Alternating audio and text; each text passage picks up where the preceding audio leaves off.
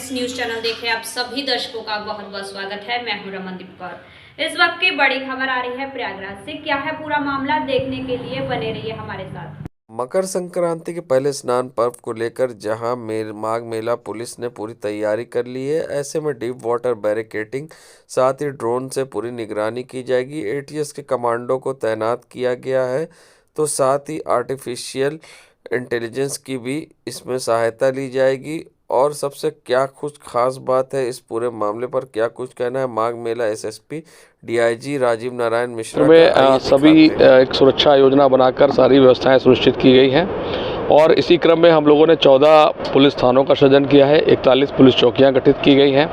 अपर police अधीक्षक के स्तर के अधिकारी, क्षेत्राधिकारी, थाना प्रभारी, चौकी प्रभारियों की नियुक्ति की गई है। क्योंकि बड़ी संख्या में महिला श्रद्धालु आते हैं, इसलिए महिला थाने का भी सृजन किया गया है। महिला पुलिसकर्मी, महिला पुलिस इंस्पेक्टर्स सादे कपड़ों में और यूनिफॉर्म में उनका व्यवस्थापन किया गया है। जल में सुरक्षा देने के लिए जल पुलिस के लोग, फ्लड कंपनीज के जवान, प्रशिक्षित गोताखोर, एसडीआरएफ की टीम, एनडीआरएफ की टीम, इनका व्यवस्थापन किया गया है। पूरे माघ मेले क्षेत्र में जो 750 हेक्टेयर क्षेत्र में फैला है, सीसीटीवी कैमरों के माध्यम से हम लोग नज़र रख रहे हैं। बॉडी वोर्न कैमरेज लगाए गए हैं, साथ ही ड्रोन कैमरों का व्यवस्थापन किया गया है। आर्टिफिशियल इंटेलिजेंस एक फीडबैक लेने के लिए क्राउड एनालिटिक्स, हेड काउंट और मशीन लर्निंग पर्पज़ से हम लोग एआई का भी प्रयोग कर रहे हैं। साथ ही साथ चूँकि बड़ी संख्या में श्रद्धालु आते हैं, तो खोया पाया केंद्र हम लोगों ने संगम नोस पर और अन्य विभिन्न स्नान घाटों पर खोया पाया केंद्र की व्यवस्था भी की है। इसी पुलिस लाइंस में जहां पर हम लोग खड़े हैं, यहां पर उनको सॉफ्ट स्किल ट्रेनिंग के लिए लगातार प्रशिक्षण शिविर चला रहे हैं। इंडोर ट्रेनिंग्स भी दे रहे हैं, आउटडोर ट्रेनिंग्स भी दे रहे हैं। उनको ये बता रहे हैं कि जो श्रद्धालु यहाँ पर आएँ, उनसे हमें किस प्रकार का आचरण और व्यवहार करना है, जिससे जब वो लोग यहाँ पर आएँ तो एक सुखद अनुभूति के साथ ही वापस जाएँ। और हम जो श्रद्धालु जिस उद्देश्य से यहाँ पर आए हैं, उनके उद्देश्य की पूर्ति के बाद उनको सुरक्षित उनके गंतव्य पर सकुशल वापस भेज सकें। इसका पूरा देश बहुत समय से प्रतीक्षा कर रहा था और उसी क्रम में अयोध्या के बाद, चूँकि ये भी तीर्थों का राजा है, प्रयागराज है, ऐसी संभावना है कि बड़ी संख्या में श्रद्धालु यहाँ पर आ सकते हैं। उनको सुगम आवागमन देने के लिए हम लोगों ने सारी व्यवस्थाएं सुनिश्चित की है। पिकेट ड्यूटीज़ लगाई गई हैं, पेट्रोलिंग की व्यवस्था की गई है। साथ ही साथ जो हमारा अयोध्या और प्रयागराज का मार्ग है, यहाँ पर अतिरिक्त पार्किंग की व्यवस्थाएं भी हम लोगों ने सुनिश्चित की हैं, जिससे कि ऐसी कोई स्थिति बने कि बड़ी संख्या में जब श्रद्धालु आएँ तो उनको किसी प्रकार की कोई असुविधा ना हो। 2016 के बाद फिर से एक बार परिवार का दर्द जागा है। बता दें, राजरूपपुर के पूर्वांचल चौराहे के समीप रहने वाले नरेंद्र त्रिपाठी के बेटे लक्ष्मीकांत त्रिपाठी एयरफोर्स में तैनात थे और 2016 में अपनी पोस्टिंग के लिए अंडमान निकोबार जा रहे थे, जहां 15 मिनट के प्लेन उड़ने के बाद ट्रेन लापता हो गया था। मगर 2016 के बाद अब इसका मलबा मिला है और जिसके बाद परिवार को अभी भी आस है कि उनका बेटा सुरक्षित होगा। ऐसे में उन्होंने वर्ल्ड मीडिया टाइम से बात करते हुए क्या कुछ कहना था लक्ष्मीकांत की मां का और उनके पिता नरेंद्र त्रिपाठी का, आइए दिखाते हैं आपको।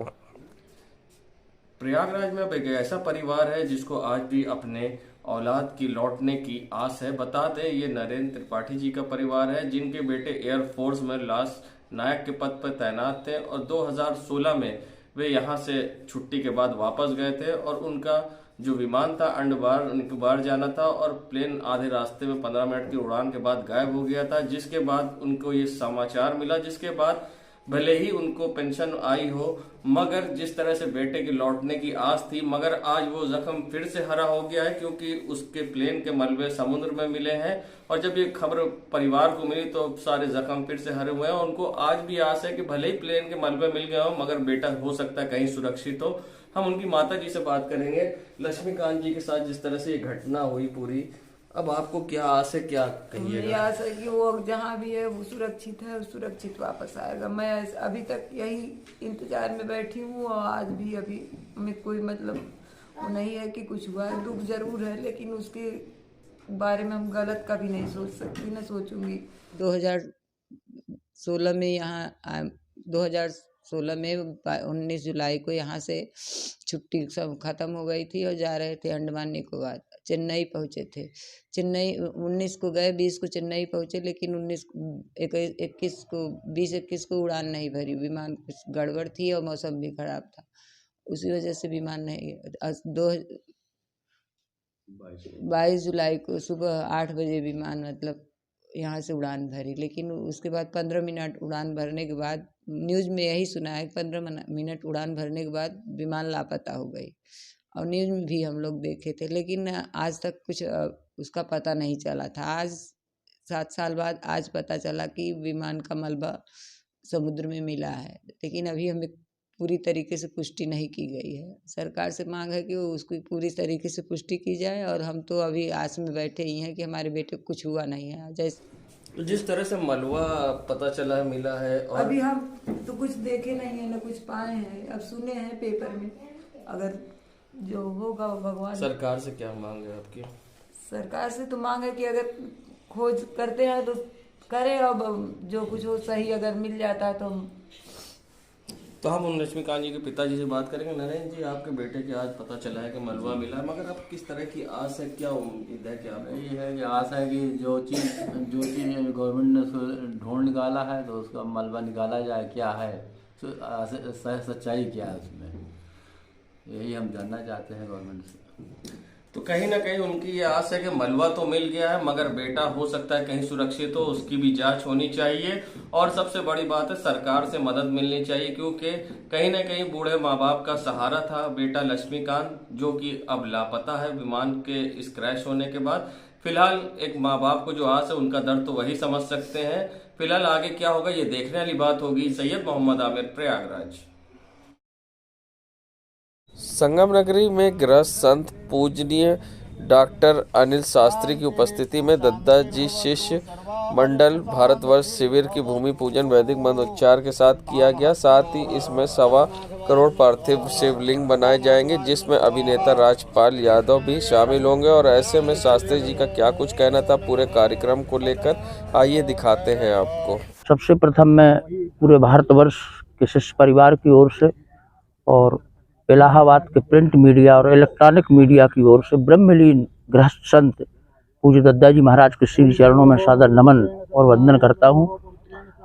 एक अद्भुत मिशन दद्दा ने चलाया था 1.25 करोड़ पार्थिव शिवलिंग निर्माण का, और वर्ष तो मुझे नहीं पता क्योंकि मेरी उम्र बहुत छोटी थी। तब से प्रयागराज गंगा मैया के तट पर दद्दा 7 दिनों का आयोजन राष्ट्र कल्याण विश्व कल्याण के लिए करते चले आ रहे हैं।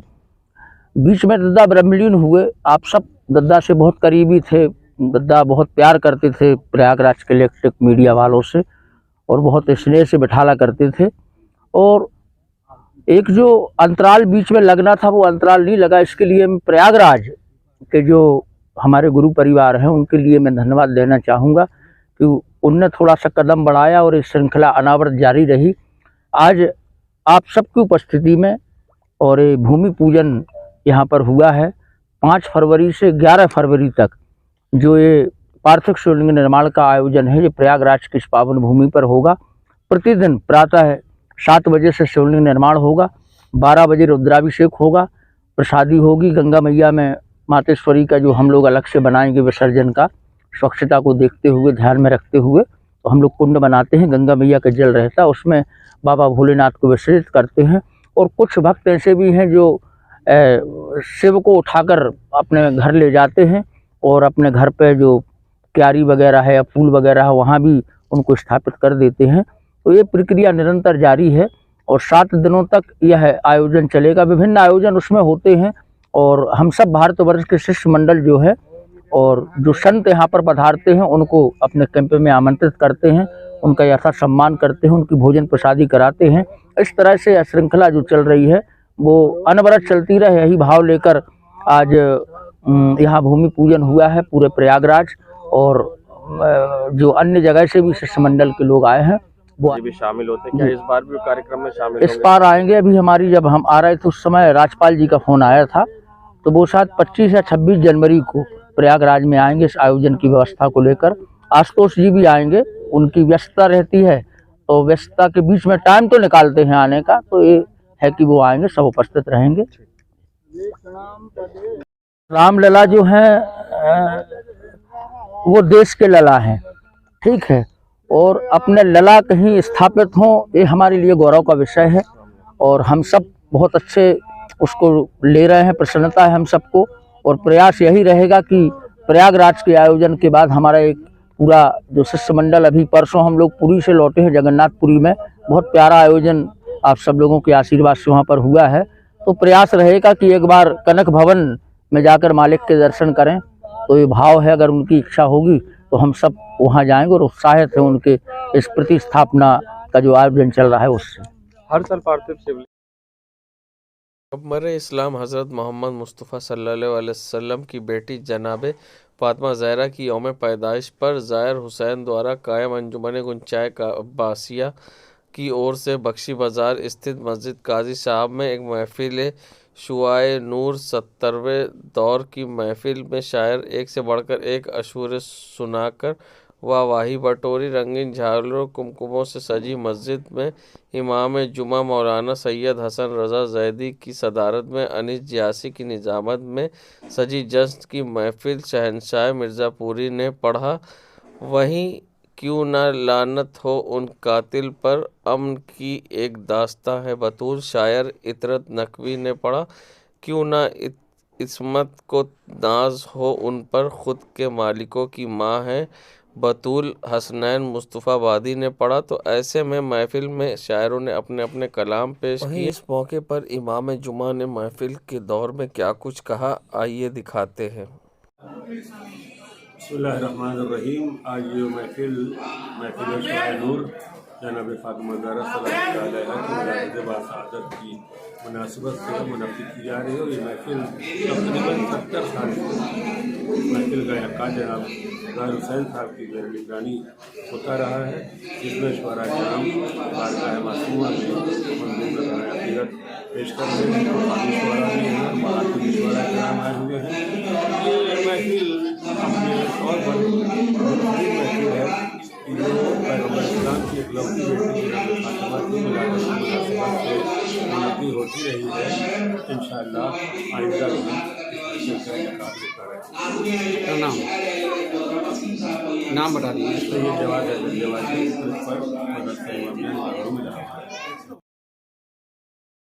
अधिवक्ता अविनाश दुबे के साथ जहां जूते के शोरूम में हुई धोखाधड़ी को लेकर वे सिविल लाइन थाने पहुंचे थे एफआईआर दर्ज कराने। उनका कहना था कि उन्होंने वुडलैंड का 10,000 का जूता खरीदा, जिसमें खराबी होने के बाद जब वे वहां लेके गए तो शोरूम के सिस्टम पर उनका नाम और नंबर तो था, मगर जूते की कोई डिटेल नहीं थी, जिसके कारण उनका जूता नहीं बदला गया। उनके साथ धोखाधड़ी हुई है और क्या कुछ कहा है उन्होंने इस पूरे मामले पर, आइए दिखाते हैं। वुडलैंड कंपनी जो ब्रांड के नाम पे डुप्लीकेट सामान बेच रही है, डिस्काउंट आइटम्स जो है फ्रेश में बेचते हैं, इनके पास कोई रिकॉर्ड नहीं रहता है। आप कहिए कि हम 2 महीने पहले ख़रीदे थे, हमको मेरा रिकॉर्ड दीजिए, तो ये मोबाइल नंबर और नाम इनके सिस्टम में शो करेगा, मगर वो कोई भी आइटम क्या ख़रीदे हैं वो नहीं शो करेगा। इन थाने पे मैंने 2/1/2024 को थाने पे एप्लीकेशन दिया है। थाना अध्यक्ष महोदय उसकी जांच पड़ताल कर रहे हैं। हम लोग 420 का मुकदमा इनके कंपनी जो एरो क्लब है, एरो क्लब अविनाश दुबे अधिवक्ता उच्च न्यायालय। एक जूता जो है वुडलैंड से लिया था जो 10,999 का था और उसकी 3 महीने की वारंटी गारंटी के साथ दिया जाता है। हमने उसको लिया और 1 महीने में वो जूता फट गया।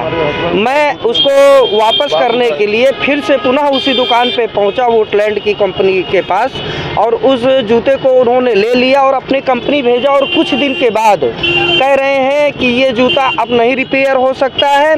मेरा नाम शो कर रहा है और उसमें मेरा नाम शो कर रहा है, मेरा नंबर शो कर रहा है।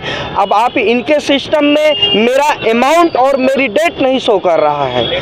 इतना बड़ा फ्रॉड वुडलैंड कंपनी कर रही है जिसका कोई हद नहीं। जब ये अधिवक्ताओं के साथ ऐसा हो रहा है तो आम जनमानस के साथ क्या होता हो। देश दुनिया की खबरों के लिए world media times news channel को सब्सक्राइब करें।